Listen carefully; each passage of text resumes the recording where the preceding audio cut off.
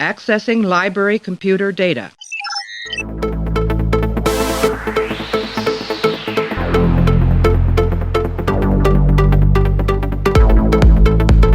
to make sure that history never forgets the name Enterprise. Hey everybody, welcome to the Pensky File. We're here continuing our Let's Watch of Star Trek The Next Generation. This is a podcast where we are watching all 178 episodes of Star Trek The Next Generation, giving our thoughts and feelings about these episodes as we watch them with a great amount of hindsight. Today we're up to Season 1, Episode 21. This one's called The Arsenal of Freedom. It was directed by Les Landau. The teleplay credit goes to Richard Manning and Hans Beimler, and the story credit goes to Maurice Hurley and Robert Lewin. It aired back on April 11th, 1988. This is the episode where the crew investigates the disappearance of a USS Drake. They travel to the planet Minos, where an away team and the ship are separately attacked by a demonstration of an automated weapons system. This one's pretty interesting. I think we'll have a good amount to say, but before we get to that, I just wanted to do a little bit of housekeeping. The podcast is now hosted at a different website. You can go to thepenskypodcast.com. That's thepenskypodcast.com. So you can find everything there if you're not on iTunes or anything. Otherwise, you can do the regular thing of subscribing to iTunes. It's also on YouTube, all that good stuff. Just wanted to make sure that got out of the way early on. So right after this break, let's get into the Arsenal of Freedom. Tell me about your ship, Riker. It's the Enterprise, isn't it? No, the name of my ship is the Lollipop. I have no knowledge of that ship. It's just been commissioned. It's a good ship. And we're back. Just going to be me this time. So you will just have me, no guests on this podcast this episode.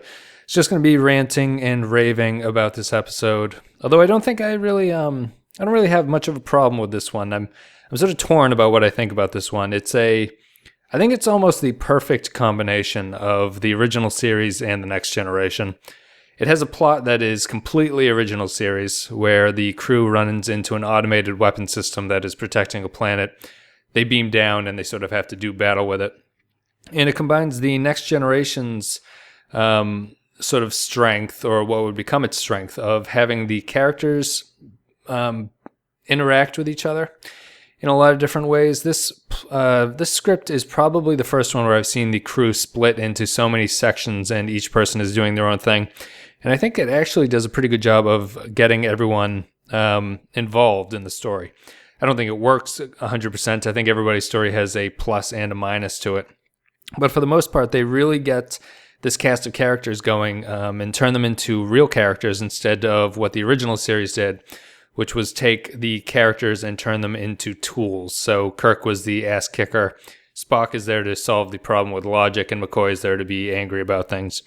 And Next Generation has really changed from what the original series was by introducing these cast of characters that haven't really developed themselves yet, but they're well on their way. And this episode, I think, is a good start in that direction. But then again, the original series plot comes back to haunt everybody. So I think my real problem with this plot is that it's extremely, extremely old feeling.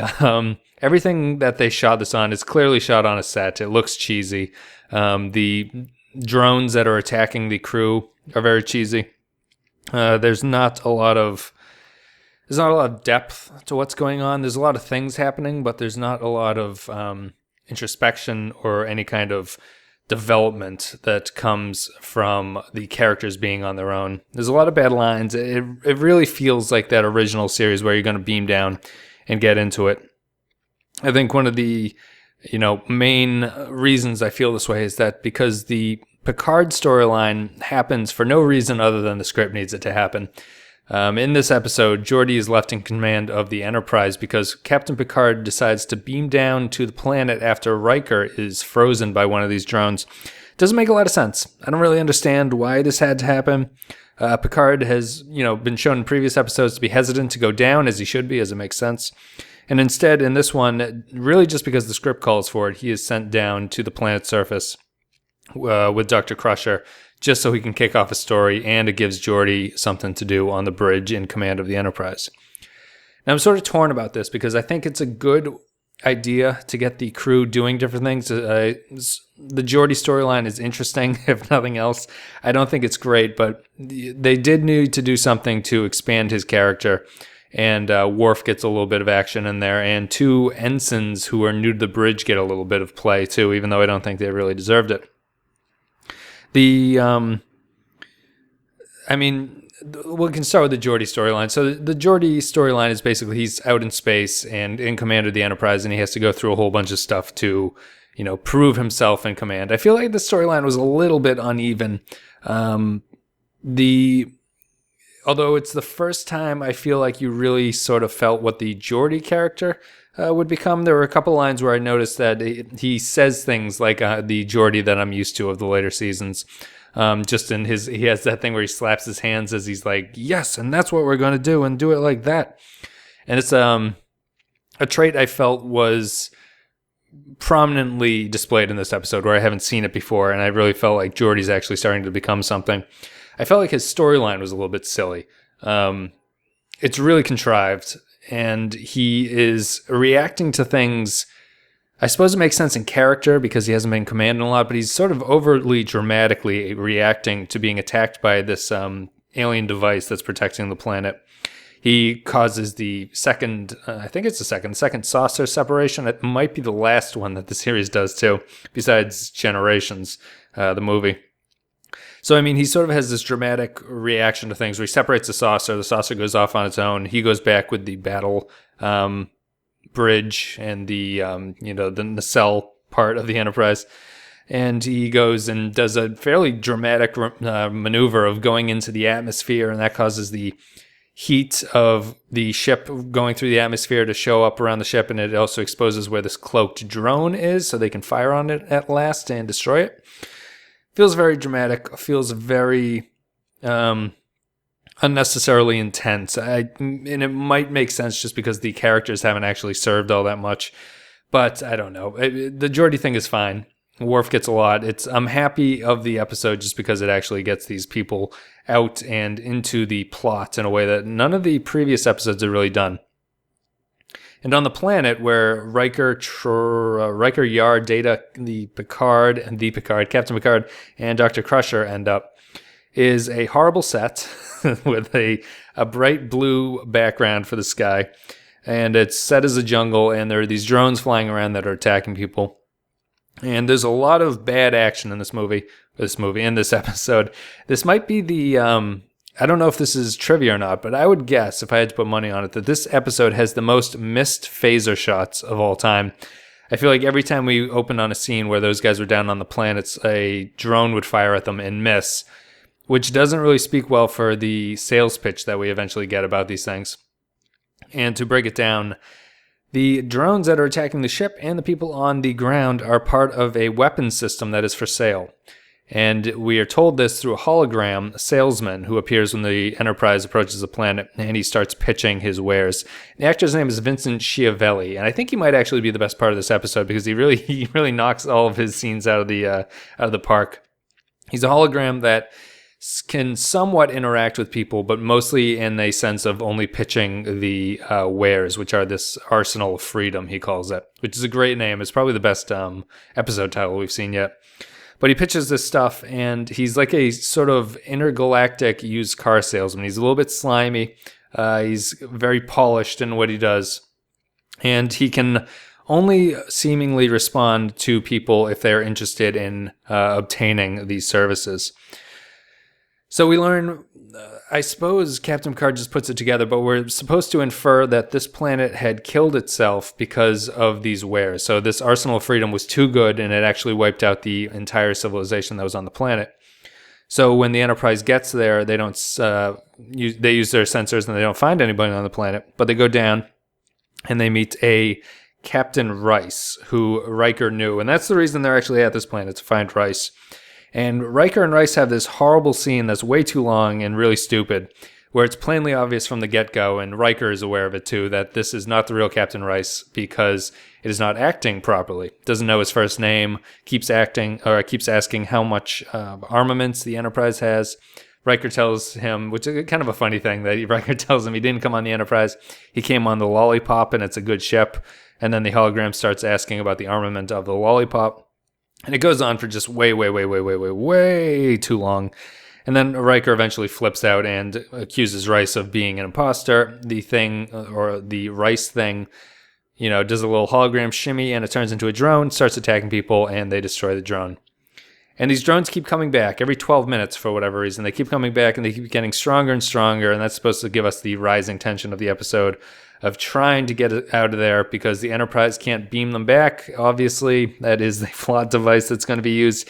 They can't just beam the crew back. They've got to survive on the planet while the Enterprise is being attacked by this drone up in space. To further the action, Picard and Crusher fall down a hole, and Crusher breaks her leg and arm, it seems, and also gives herself a concussion based on how much she wants to keep falling asleep, and Picard keeps slapping her, saying, "You can't fall asleep yet." Then Riker is frozen in a force field. Data and Yar free him, la la la la la. Nothing else really happens with him up there. But Picard and Crusher have nice little scenes under the in the caves of this hole that they've fallen into. And it continues this thing of, I think there's some good material in this episode. It just really doesn't come together. The Picard and Crusher scenes are okay. It's pretty reminiscent of scenes that they would share later. And apparently I've been reading that originally in this episode, Picard was supposed to get hurt, and Crusher was to reveal her feelings for him to sort of reassure him as he's, potentially dying on the planet. Gene Roddenberry didn't want to have a love story, so he cut that out. But you can certainly see that a little bit of that hung in. There are some lingering camera shots on looks between the two that imply some kind of feeling. They're very close, obviously. They know each other. And the scenes between them are okay. I think in terms of character development, it's pretty good. In terms of medical science, it's probably a slap in the face. Picard does a lot of nonsense with moving her broken legs around, and Crusher has some kind of knowledge of magical roots, even though she's never been to this planet before, and freely tells Picard to eat some of the root, but don't swallow it. He tells her it's bitter, and then she says, just rub it on my wound. There's a lot of story things like that go on, and not the strongest material. They're down in this cave, and they eventually find this hologram-producing machine. The hologram salesman appears, and he starts to pitch again to Picard about this arsenal of freedom that he's selling them. And a whole bunch of nonsense goes on. Geordi separates the saucer, brings the what's it called? The starboard? Someone will comment. Everyone's screaming now in the background about it. It's the star drive section. That's what it is. Star drive section comes back to the planet, does the little maneuver on the atmosphere, blows up the drone. Geordi grows as a person, blah, blah, blah. I'm sort of, going over that pretty lightly, but it's not everything here works on some level, not on some level it doesn't. For instance, when the Picard group down on the planet meets the salesman, the first thing I started wondering, and I haven't seen this episode in a long time, so I actually didn't remember how it resolved. The salesman's there. He's telling them they're going to keep getting attacked. And they're doing everything but ask the salesman to shut the machine off that's causing this to happen. Eventually, they do say, "Why don't you shut it off?" And he's like, "No, I don't want to shut it off. You can't see what the power is." And at that point, I wrote down in my notes, why doesn't he just tell them, why don't they just tell him that they're going to buy it and they don't need the demonstration anymore? Or do something like, I'd really like to see this thing shut off. Like, before I buy this, I want to see it shut off, because the salesman is just pitching this thing endlessly to them and they're not doing anything to interact with him. And it just felt like a dumb mistake on Picard's part. I feel like Picard would have really realized this much sooner in later episodes. It's kind of another episode of Dumb Picard. I'm a little bit all over the place here, but it's a Dumb Picard episode because he doesn't get anything and he beams down, which is a dumb mistake, and then he doesn't get this sales pitch thing that's coming on. And it's a really kind of a disservice to the character, although he's excellent when he's with Crusher. The Crusher and Picard chemistry works really well. I just feel it's a silly resolution to everything.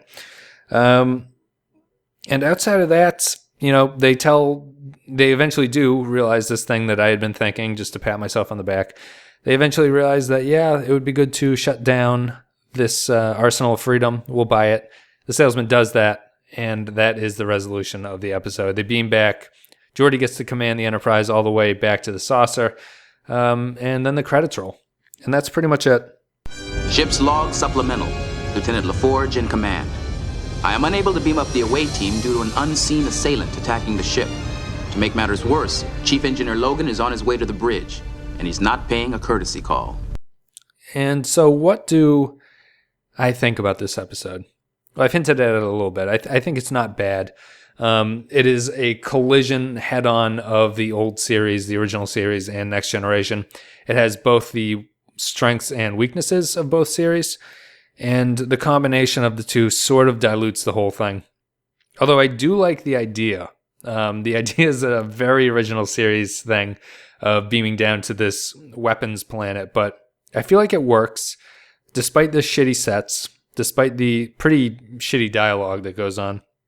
And it gives a great opportunity for the cast to split up and develop a little bit. It really exposes Tasha Yar, or Denise Crosby. I think she is probably the worst actor in this entire outfit at this point. Worf doesn't have enough to do, so Michael Dorn can't get really pinned on anything, but he's in this a little bit. Geordi comes across okay. He comes across as a development, like his potential is shown, I think, during this episode.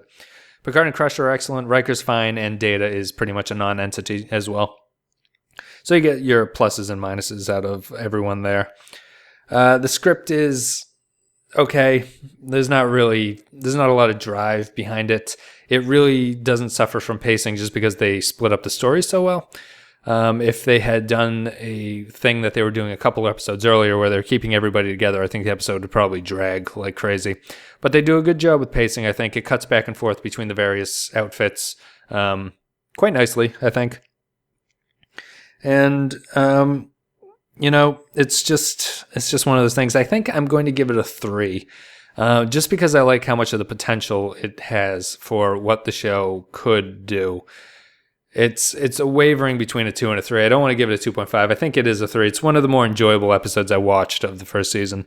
So I like it for that. And, sometimes that's all you need. We're getting through the first season. We're making our way. Eventually, we'll start talking about the second season. Hopefully things will mix it up a little bit. It certainly will with Pulaski. But, as I'm thinking now, as I'm getting towards the finish line about how I'm going to rank these, I think this is one of the top episodes. It's like a middling top of season 1, which is not bad. So I will give it a 3 out of 5. So now I would like to get to other people's opinions. Some real television critics actually watch this, and let's get to what they have to say. Tor.com, Keith Candido in 2011. He highlighted the appearance of Vincent Schiavelli, saying he totally owns every scene he's in, and he thought that the situation which left LaForge in charge of the Enterprise was horribly contrived.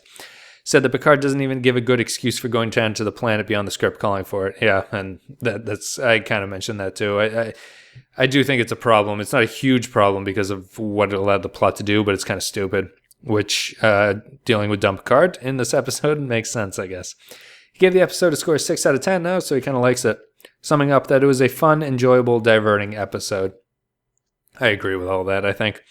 Zach Hanlon for the AV Club, he criticized the episode, saying that there are all kinds of problems, the biggest being that the episode doesn't really have a third act, but the moral superiority of the crew is on full display, and it's frustrating. He summed up the moral story played out in the episode, saying that on the original series, Kirk, Spock, and McCoy would have hashed out the appeal of an unbeatable weapon as well as its drawbacks. Here, we're all supposed to know that violence begets violence, and that's it. He gave the episode a C+. Oh, yeah, I do. I think that's probably true, too. I think that's a little harsh of a rating for what the episode was, but I do think that's an original series thing that would have happened. James Hunt watched it in 2013. He said he recalled it being a good episode, but found it wasn't as good on rewatch for the review. I also kind of felt that. I had seen the picture of the drones attacking them on the planet. I remembered it being sort of exciting, and it's not really exciting, but it's not terrible. But I would agree with that. I remember it being better than it was. He thought the plot was reminiscent of a plot of a Philip K. Dick novel, but thought that the away team sequences on the planet were a little boring, with the exception of Data jumping into the pit. Yeah, I don't even know if Data jumping into the pit is all that exciting. So if this guy thought that was exciting, he must have been real bored by the rest of it. Michelle Green reviewed the episode for Trek Nation in 2007. She thought that the scenario with LaForge was the most forced, but described Vincent Schiavelli as a real treat. She said the cast otherwise didn't get to stretch much, but was pleased with the visuals where the star drive section enters the planet's atmosphere. This Michelle Green always has the strangest feedback, or at least the feedback that gets highlighted is always the strangest. Being pleased with the visuals of the star drive section. Well, whatever. What are you going to do? Well, that's it. That's Arsenal of Freedom. I give it a 3 out of 5. It's not horrible. It's not great. Although, the 3 at this point is a decent episode that I wouldn't push on anybody who didn't watch Star Trek, and I do think it's walking that line. I would watch the episode again and not really have a problem with it. I probably might sort of get more out of it the second time I watch it, in fairly close proximity to each other. It's not a 4. I wouldn't sit this down in front of anyone who had not been familiar with Star Trek and say, you got to watch this episode. So it is a 3. And I'm happy with that rating. Thank you, guys. Thank you very much for listening. And again, as I said at the top, the podcast can now be found at thepenskypodcast.com. That's the new web host for it, thepenskypodcast.com. Of course, you can always find us on iTunes and YouTube as well. And as always, likes and reviews and all that jazz, comments are appreciated on both. Reviews on iTunes are super helpful, and likes and comments on YouTube are super helpful. Helps us get these rankings up. And I appreciate everybody who leaves feedback. It's awesome of you to do. I know it's tedious as hell, but I much, much appreciate it. So thank you guys for watching, and we will be back next time. What are we going to do? Yeah, we're back with Symbiosis, which I also remember being good, but I don't know. So I guess we're going to see. All right, thanks, guys. See ya.